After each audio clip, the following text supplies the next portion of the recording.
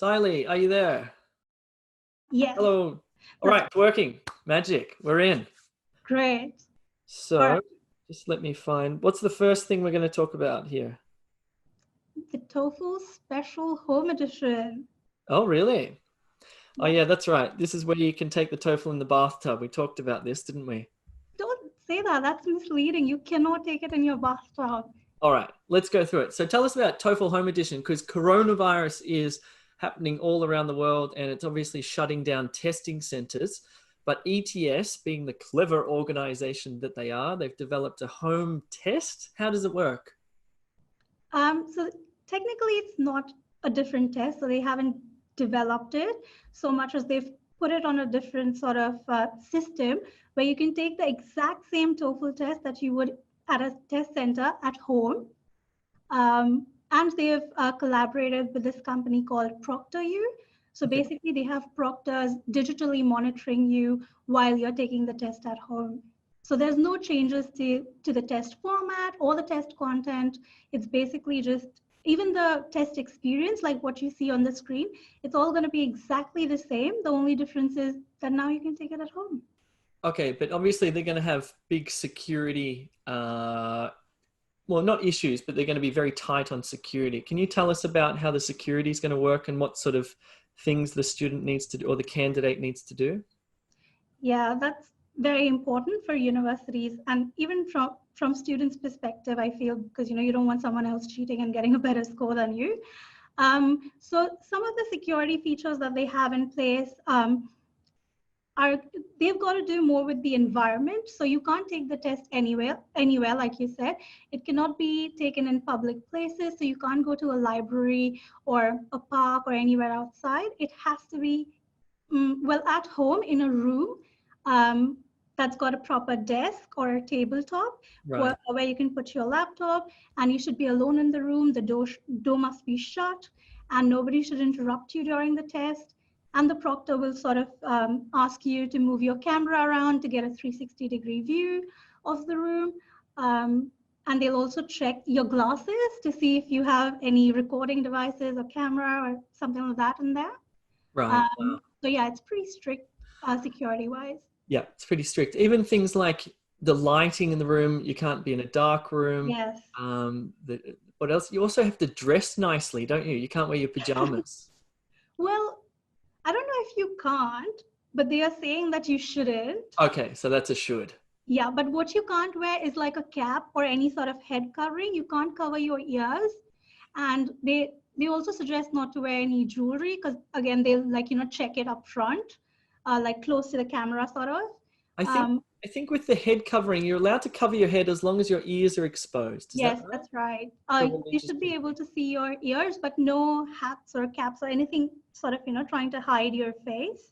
Yeah. So the proctor should be able to see that you're the person who's taking the test. All right. Cool. Yeah, it's pretty interesting. It's definitely very innovative, and yeah, I think it's going to be good for TOEFL. I think a lot of people will probably switch tests if they need their test results fast for some reason. So, pretty interesting. Cool. All right. What's the next thing we're going to talk about, Sayli? Let's see if people have any questions about the Sure. TOEFL. Yeah. There's no questions on YouTube Live so far. In fact, we've only got, hello, Awadesh, our only viewer on YouTube Live. So we have Draki asking on Zoom. Some institutions in America and Canada are not accepting this format at this stage. That's a very good point, Jackie. So because this has been introduced very recently, it was introduced on the 23rd of March, so just about a week and a half maybe. So yeah, at the moment they're trying to get institutions to accept it, and you need to check with your institution whether they will accept this format or not. Yeah, definitely. Yeah. There's no point going ahead and doing this if you haven't had it verified by your university. All right. We've got a few other questions in there, but none relating to the home edition of TOEFL. So perhaps we'll move on to the next section. Yep. Oh, so we just wanted to let you guys know that we have this promotion going on at the moment. Because we've just launched our new TOEFL course, you can sign up and get 15 USD off. But it's only valid till tomorrow, is that? Oh, day after. So it's only valid until the 5th of April. So make sure you do you register before that. And what's on the e2language.com? What's in the TOEFL preparation course? Oh, I was not expecting you to ask me that now, but I'll take you through the course online, like on our platform. Oh, you're going to do a full live one. Okay. Yeah. Great. Okay, that sounds good. Cool. All right. Okay. Sorry, let me just quickly take this question from Jackie. Is there any information you guys have about the tests being cancelled in Melbourne, Australia? So last I checked on the ETS website, they've still scheduled tests in Melbourne. I'm not sure if they'll eventually be postponed, because at the moment we're not completely in lockdown here in Australia. But yeah, what do you think? I haven't looked at the ETS website for testing, but I do know that IELTS and PT, for example, are suspended at the moment. So it's all just waiting on, whether the COVID clears up and we're allowed to go back to our normal way of living. So my suggestion there is to always check official sources. Yeah. Go to the ETS website and check whether the Melbourne office testing location is still open or not. Yeah, and the other thing is to continually check it, because it's updating, I suspect, every day as this situation unfolds the way it is. Yes. I hope that answers your question, Jackie. Let's keep going. So do you guys have any questions about the reading section? Yeah, if you have any questions, pop them in now. Sayli, do you want to start by just giving a bit of a broad overview of TOEFL reading and what happens? Sure. So I don't know if you guys know this, but last year in August, the test changed, and the reading section actually underwent a lot of changes. So now if you take the TOEFL, you'll get 3 separate passages in the reading section, and they're pretty long. They're around 700, 800 words long, and you will have to answer 10 questions each. So in all, the TOEFL reading section has 30 questions and 3 passages. So you have 10 questions after each passage. And yeah, pretty long passages, and they're always academic. So they'll either be taken from sort of textbooks or academic journals, and they can be in different sorts of academic fields. So humanities, arts, the hard sciences, like physics, chemistry, stuff like that. All right, nice. And what sort of questions can the candidates expect in the reading section?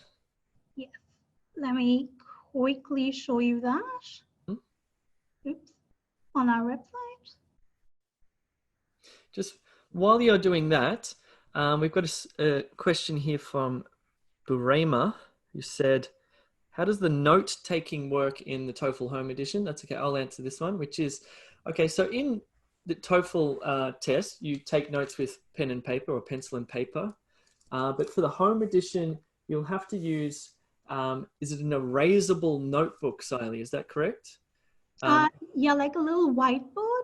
Like a little whiteboard, because what you can't do is keep your notes after the test is finished, basically. So ETS, you can use your little whiteboard, erasable noteboard as you're taking the test, but you need to erase your notes after the test is finished, obviously, so you can't hand your notes on to somebody else or write down any questions or anything like that. So you can still take notes, but it's just a different format. We have another question from Jackie.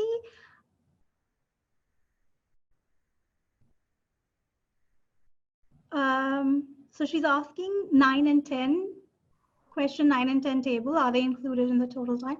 Okay, so that's a very good question, Jackie. So in the TOEFL reading section, the last 2 questions, like 9 and 10, it's basically one question. So it'll either be a prose summary question. Let me just quickly pull that up. Can you see my screen, Sharon? Yep. Okay. So these are the 2 questions, prose summary or fill in a table questions, which are worth more than 1 point. So they can be 2, 3, they go up to like 4 points. And that time is included. So you won't be given separate time. And another thing, you won't be given time separately for each passage. In all, you'll be given 60 minutes. And it's up to you how you manage your time and get through all 3 passages and all 30 questions. So no, you don't get any extra time per se for those questions. Do you just want to click through some of these just to show the candidates Yeah. at home what these TOEFL reading questions look like? Right. So the one that Jackie was talking about, this is the sort of the more difficult kind of reading question that there is, which is called a prose summary question. Sorry, I've got like so much going on my laptop. Have we got a little slow loading one, have we? Yeah. Oh, can you not see it anymore? I think, no, you're sharing your screen. Can you share your desktop, not your window? Oh, So if you stop screen sharing and then select desktop, and then you'll be able to see it. right. Is that better? Yep, that's it. Got it. Cool. How does this one work? It looks confusing. Yeah, so basically you'll have to read a passage, and let me just quickly show you. All right, you click start. Then you've got this really lengthy passage. Right. So this is basically, so in the TOEFL, you don't have like separate passages for each question. There's just one. So again, it's like, as you can see, about 700 words. Yeah. And then you basically have to categorize these different types of questions. Sorry, I opened the fill in a table one. This is very similar to the prose summary one. So basically, you just have to drag and drop these sentences into the correct category. So if you read the passage, you'll see that they're talking about 2 types of leaders. They're talking about transactional and transformational leaders. And they're probably discussing their qualities and, you know, maybe, yeah, how they learn to be either of these types of leaders. Gotcha. And once you've read it, you should probably make notes, because it'll be really hard for you to like keep going back and forth between the passage and the question. Yeah. And then once you've decided, you can drag and drop them. Let's see. I'm just gonna guess, but Got it. and then you can just submit. Okay, great. Jackie's got a good question here, which is her understanding is that you need to take notes when you're reading because you can't go back to read the text. Is that correct? Actually, you can switch between the 2 for the last question. Only for the no, actually for the reading overall you can do it. For the listening you can't. For the listening, you can't go back to the listening. But because the texts are so long, you can't possibly keep reading it, you know, until you find the answer. So it's just to save time that we recommend taking notes and reading. Yeah, it's good to take notes anyway, because I think it aids your comprehension of the text, certainly in listening. I mean, if you practically can't answer the questions in listening without taking notes, because then you would just be relying on your memory. But I believe that when you're listening or reading, taking notes, it's helping you to understand what is being said or what is written there. So it's a good technique. Cool. Nice one. All the other questions are pretty straightforward. That's a particularly confusing one, right? The other ones are like multiple choice questions, correct? Yeah, let me just quickly show you. The other ones are pretty easy. Yeah. So like the vocabulary question basically asks you what a certain word in a passage means. Yeah. As you can see. Nice. Yeah. They'll just ask you what the word predisposition means in this context. Great. So correct me if I'm wrong, but all the questions are multiple choice except for the last 2. Is that right? Yes, that's right.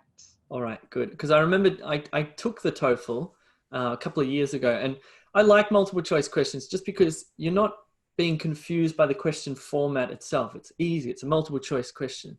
I know other tests that have very confusing test formats. I won't name names. But then there was that last question in TOEFL, and I was like, what the hell do I do here? So yeah, that you do need to practice it, I think.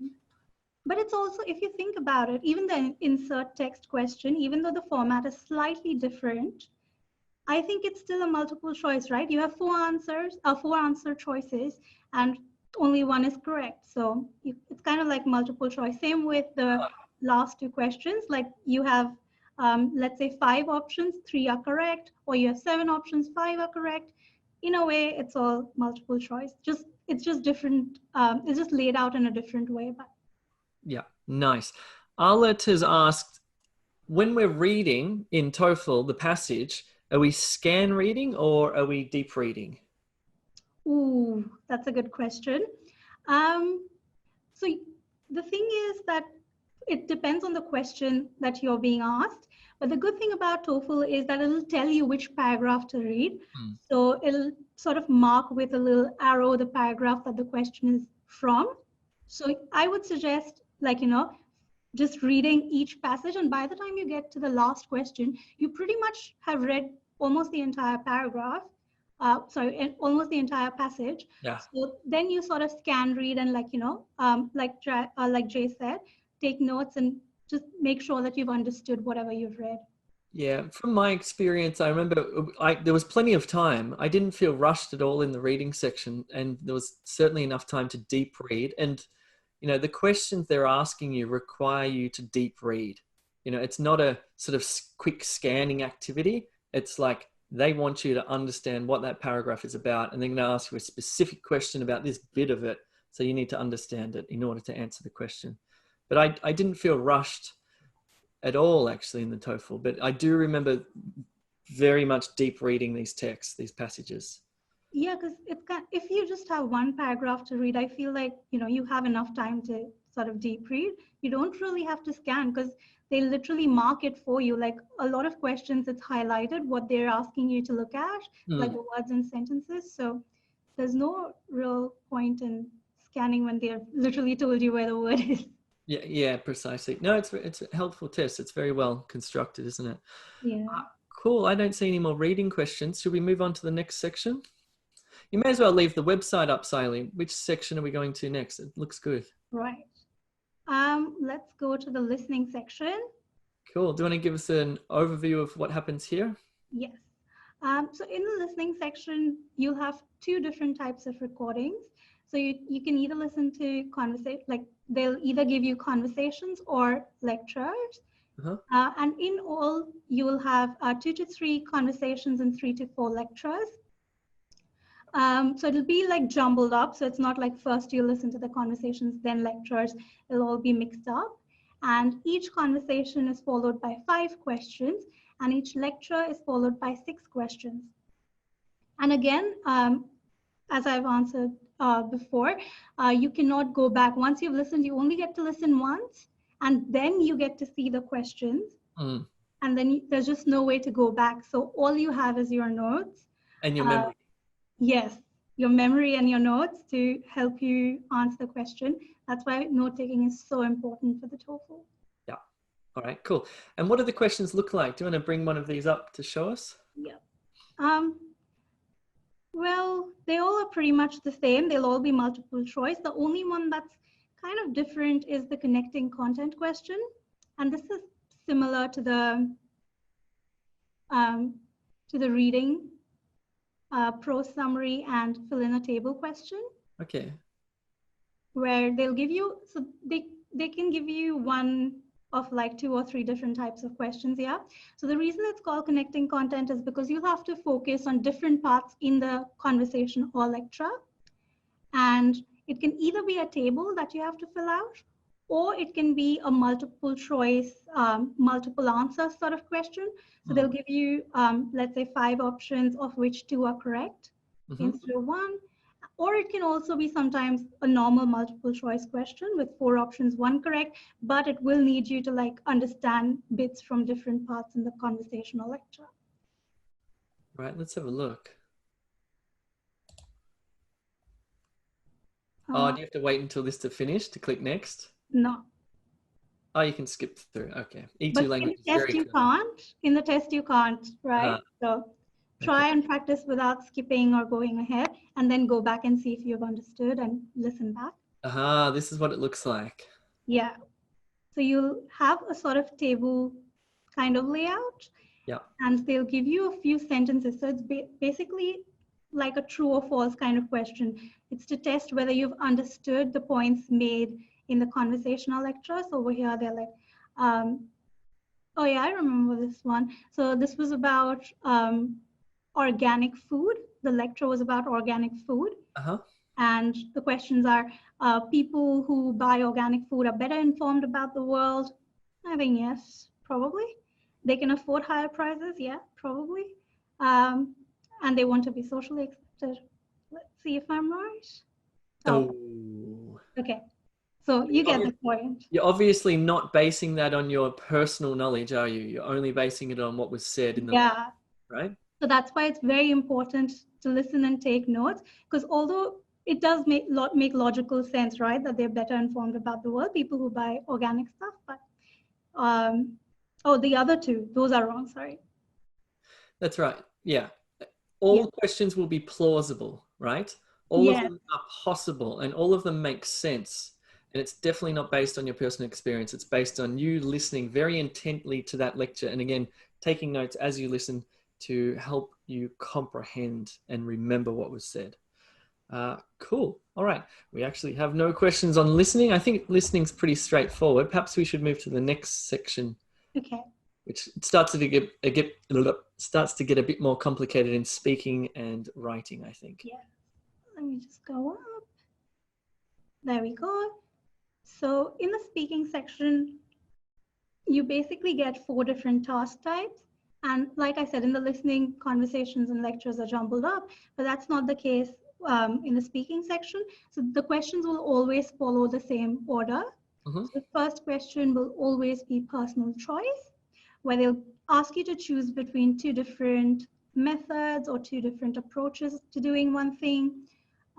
So like a very common example would be, do you prefer to study at home or do you like to study in a library? Something like that. And they'll ask you to choose one side and support it with reasons and explanations. Yeah.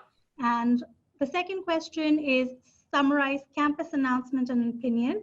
So this is the integrated, what we call integrated task, where first you'll have to read a little announcement. So it'll be related to some sort of a campus issue. So either they'll be changing something or moving a department from one building to the other, something like that. Yeah. So you'll have to read the announcement, and then you'll have to listen to a conversation between 2 students discussing that issue. And obviously they'll both be very opinionated, so they'll strongly agree or disagree. And then finally, you'll be asked to summarize the opinion of one of the students using the reading sort of as a background, like using the context of the reading to explain it. And task 3 is the academic reading. So you've got to summarize the academic reading and lecture. Yep. Pretty similar to task 2, where you're asked to read, but this time it's an academic text, which will sort of give you like basic knowledge, or like it'll introduce a new concept. And then in the lecture, the professor will actually give sort of like real life examples or concrete examples of the concept introduced in the reading. And you have to again summarize. You have to basically explain the concept using the examples from the lecture. I think these are some of the most challenging questions in the TOEFL. Yeah. Yeah. Task 4 is relatively easier, because if you can do task 3, in my opinion, task 4 should not be very difficult. So task 4 is where you listen to a lecture and then you're asked to summarize that lecture. Okay. Yep. So no reading. Good. I think that's pretty straightforward. Here's a question from Taran, it's a pretty broad question, which is how can I improve my speaking score? And I think there are 2 things going on here. One is your linguistic skills. So in terms of speaking, you have to think about your pronunciation. You have to think about your fluency, how you deliver your speech. And within both of those, you also have to think obviously about vocabulary and grammar, and whether you can formulate sentences spontaneously and whether you can do that accurately. Within pronunciation and oral fluency, there's all these little subsets of pronunciation, like word stress and intonation and pausing and connected speech, etc. So there's that side of things, which is the English language side of things. And then, of course, you've got the test format, methods, strategies, technique side of things. And you need to really, to be honest, you need the English language skills, of course, but the test prep skills will help to boost your score, I think. Do you think that's fair to say? Yeah, definitely. Like Jay said, there's two different things that you need to work on. And ultimately it's all about practice. So once you've got those, once you've understood what you need to do, you just need to keep practicing those skills to get better at them. And yeah, then you'll feel more prepared for the test. Yeah. Sayli, can you just open a tab on your browser there and just go to e2school.com, if that's okay? I just want to talk about this for a little bit because we talked about, improving your fundamental general English language skills. If you need to do that, then check this website out. It's by E2 Language. It's called e2school.com, where you can learn English for free. And we've got a full pathway from beginner up to advanced. And we have all the skills. We've got pronunciation, grammar, vocabulary, general English, like listening, reading, writing, speaking. And you know what? It's completely free for 90 days during COVID. So check that website out if you want general English help. But for test prep help, it's all on e2language.com. And that's why we've built these courses. And somebody's asked a question here, but then retracted the question. But I remember what the question was, which was, do you offer like methods or strategies in the E2 language website for speaking? Yes, we do. So if you go down here, that's the methods video basically. So this is speaking task 2. Yep. And in the live classes, you go through the methods again, don't you? Yes, and in the live classes, we also practice skills. So we'll practice note-taking, we'll practice sort of trying to speed read through stuff, how to skim, other skills like that. Right. And even for your speaking, we'll go through the marking criteria and work on each criterion each week. So we can, give our absolute best on test day. And speaking of practice, I said earlier that, you should practice. So you can just sign up for free to e2language.com and you can basically practice. So we've got quite a bit of practice here.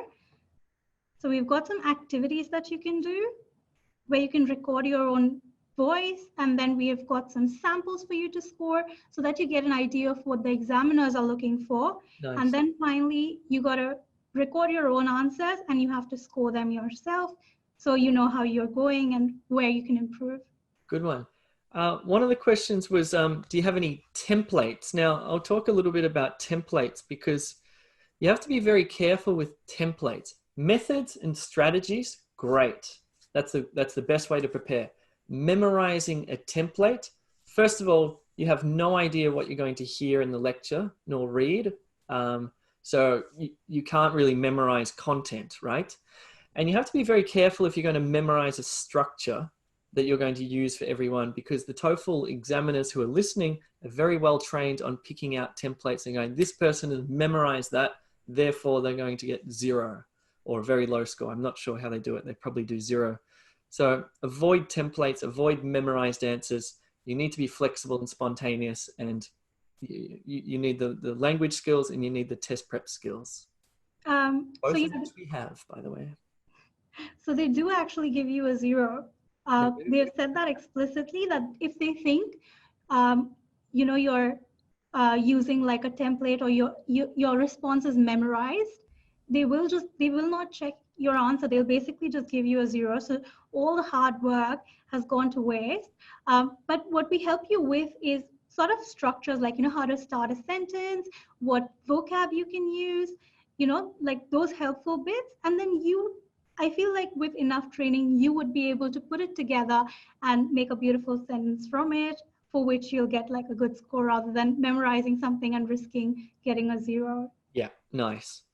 Okay, here's a really bare bones question, which is the lecture or the conversation after the reading passage, hold on. Oh, okay. The question is, so you've got the listening and the reading. Are they always contradictory? Like one opinion here, another contradictory opinion here? That's a really good question. No. So sometimes the reading will contradict whatever sorry, the listening will contradict whatever has been said in the reading. Yep. Sometimes it will support it. Uh-huh. That being said, the more common one is the contradictory one, but Okay. you could still get a sort of comparative one. Nice. Good one. I think Barema's be happy with that answer. I think that's pretty clear. Cool. Bananas. Let's go to, where are we? Writing. Writing. Now we have speaking assessments, don't we, that people can Yeah. submit through and get expert feedback. Can you just briefly talk about those? Yeah. So we've got two of the task one. So the independent task one. So you can record your answers and submit it to us and get detailed feedback on your response. So we use the same marking criteria that TOEFL does, but ours is more detailed, I'd say, because we want to give you feedback and help you, improve your skills. So we've got two at the moment for independent task one, and for the other tasks, we've got a few here as well. And if you feel like you still need more help, we have this speaking intensive package where we'll give you access to 4 more speaking assessments that you can submit for feedback. Nice. Perfect. Great. All right, let's talk about the writing section, which is it's a nicely constructed test because just like integrated and independent speaking, they have the same thing for writing. But can you briefly explain how the writing section works? Yes. So again, the writing section has 2 tasks. The first one is the integrated here. So remember that in the speaking, you do the independent one first, but in the writing, you actually do the integrated task first. And it's pretty similar to task 2 and 3 from the speaking section, where you basically read something. Here it's always academic. You read an academic text, you listen to a lecture, and you're sort of asked to write a summary. So they say that a good response would be between 150 to 225 words. So there's no upper limit, but I feel like 200, try and write at least 200 words. And also in each reading and listening, they'll be making 3 points, 3 main ideas. So you will need more than like 150 words to express those anyway. And this is how we have laid out our course. So first we introduce the whole section, then we have a little quiz to see if you've understood what we've just explained to you. Then we have note taking for reading, where you take notes for the reading section, and then note taking for listening. So maybe I should mention here that the reading actually comes back on the screen when you're about to write. So they'll show you the reading first, and then they'll start the listening, the reading will disappear. But when you're about to write the summary, the reading comes back. Yeah. But again, you don't want to waste time. You only get 20 minutes to write your response. So you don't want to waste time reading the passage again. So we suggest taking notes in the 3 minutes that they give you to read the passage. And finally, write a summary. And again, you got to score your own response. Nice. Yep, good. And we have writing assessments as well, where you can submit your writing through to our expert teachers who will then give you feedback within 48 hours. I think all of this is kind of quite conceptual, and can you stop scrolling? It's like, sorry. It's quite conceptual. It's hard to understand. As soon as you do it though, as soon as you see it, as soon as you start practicing, you're like, aha, I understand what's going on here. So if you are feeling a little bit nervous about your test because you're like, oh, I don't understand it properly, do it. Like, that's the best way to do it. And I think signing up for free to start with, having a little look around, getting a feel for it. And then if you do decide to upgrade, you get access to the live classes, to feedback, to tutorials, and even a mock test depending on your package. Cool. All right. Independent writing. There's a... Oh, okay. Sorry. One question from before. Taran has asked, do you have a specific TOEFL speaking course available on E2? Yes. We've got the speaking intensive package, which is for people who just require help with speaking. You will get access to all the other course materials, but you'll be able to submit your speaking through the system to get feedback, which is good. Cool. I think that's all for questions. So let's have a look at writing. Okay, so independent writing is your standard essay writing. So I think it's a lot easier than the integrated one. Well, for some people. Independent writing, they'll ask you a question. So it'll sort of be like, do you agree or disagree with a certain concept? Or they'll ask you something hypothetical. Like think of the essays you wrote in primary school, I think. Like if you were a millionaire, what would you do with all your money? Something like that. So they have like a wide range of topics that they can choose from. And we look at these in our live classes and go through each one each week. But if you just want to practice, we have some lectures. We have some lecture videos for you. And then we have some activities for you to practice. And again, we'll get you to score your own essay so you know how well you've done and where you need to improve. Cool. Great. Nice. Okay, so Barima's asking how much are the fees. So our packages on e2language.com vary from Express package, which gives you access to all of the content and live classes, is $39 US. Then there's Express Plus, which is content, live classes, and a mock test with feedback on your speaking and writing, which is $59 US. But remember, we've got a little $15 voucher available now, which will give you $15 off. That's available for 2 more days. What was the voucher code again? It's new TOEFL 15. Let me just pull up that screen up here. Nice. So if you enter this voucher code at the payment gateway, it will reduce the cost of the course by $15.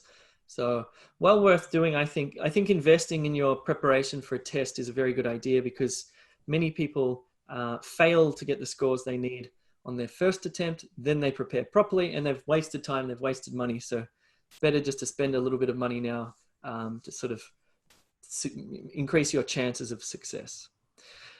Cool. All right. So independent writing is pretty much like, it's a bit like IELTS writing task 2. It's a bit like the PT essay. It's just pretty much a discursive essay. But nevertheless, we do provide you with a good structure and methods for that one as well. Cool. Is there anything else, Sayli? We also have mock tests for you. So we have reading and listening mock tests, but apart from that, and as you can see, we have grammar lessons to help you improve your grammar. But of course, we look at grammar in depth on E2 School. Yeah. And we also have a timed mini mock test for you. Oops, I've already taken this, so that's nice. How did you go? Not very well by the looks of it. I was just testing it. Nice. So we do have like a mini mock test which is timed. So the reason it's mini is because I don't think anybody wants to spend 3 hours, doing the whole test. Yeah. So you'll get one reading passage with 10 questions, and in the listening section you'll get 1 lecture and 1 conversation. So you sort of get an idea of how well you've done on those, and you can extrapolate because those are the same questions that are repeated in the test. So we have those 2, and we have like the speaking section is like a full-length speaking section, so all 4 questions. And same for the writing section, you get the independent as well as the integrated writing tasks. Right. And finally, this is what it'll spit out. It'll sort of try to indicate your level according to the TOEFL, and it'll give you like in-depth feedback. So where you went wrong, what did you do?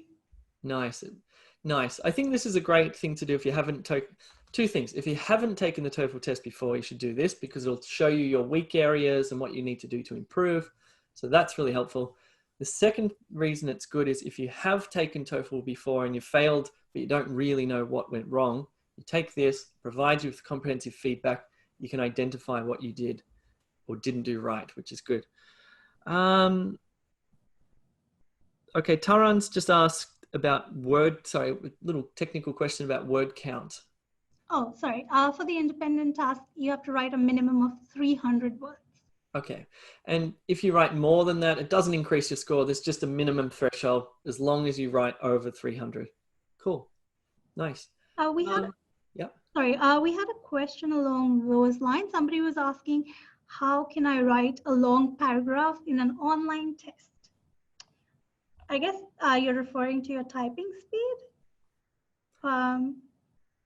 Because there's no like technical restriction on how long it can be. Because like I said, it's a minimum of 300 words. So you can write 600, 1,000, but obviously like you need to take the time into consideration. just practice typing. So like if you practice on ET language, of course, you'll have to type your answers. I feel like the more you type, the better you get at it. Yeah. I guess that's what you meant. Look, if somebody actually has computer digital literacy problems, like you're not a fast typer or you're not good on the computer, I wouldn't recommend this test. I'd go and take a paper-based test. Okay. But if you're a good typer and you're comfortable on the computer, this is a great test, which I think most people are. So, yeah. Okay. So Barima's worried about note taking on the array in the home edition of TOEFL. She's worried about note taking on the erasable noteboard thing. My suggestion would be to get one of those whiteboard markers. Obviously not a big one of those thin ones, and probably do some practice the day before taking notes, just so you can get your make sure your ideas are clear. I think he's right. Sorry. I just think it'd be fine. I wouldn't be worried about it. But he's right. Like, you'll have to practice with a marker. Yeah. And if you think about it, like, your notes have to be legible. So you'll have to you'll need to make like longer strokes. And like when you're writing, it is kind of different. But like anything else, if you practice, you should be able to ace the test. Exactly. Cool. And Jackie seems happy that E2 School is available. So that's great. So do check that website out if you need that fundamental grammar vocab help. Cool. All right. Anything else, Sayli? That's pretty much it. We also offer tutorials. No. So if you're struggling with a particular, even after getting feedback from us, if you're struggling with one particular thing, like something like word choice, like you just can't get the hang of it, you can set up a tutorial with one of our TOEFL experts, and they'll be happy to take you through it and give you personalized feedback one-on-one. Cool. There's lots there, isn't there? Yeah. The live class, you can watch the recorded live classes, the assessments we've talked about, the mock test, all of the different practice questions, the methods lessons, the overview lessons. There's heaps. There's heaps there. So just sign in and have a look around. Yeah, check it out. Cool. All right, no problem. Let's if you can stop screen sharing, and then we'll say goodbye and wish people luck. And then yeah, cool. Thanks for joining us, everyone. And I got all your questions answered. Sorry if we skipped any questions. I don't think we did, but in case we did, sorry about that. And I hope you sign up and have a look around and get some practice before your test. And thanks for joining us. Cool. Thanks very much, everyone. Good luck. See you soon. See ya.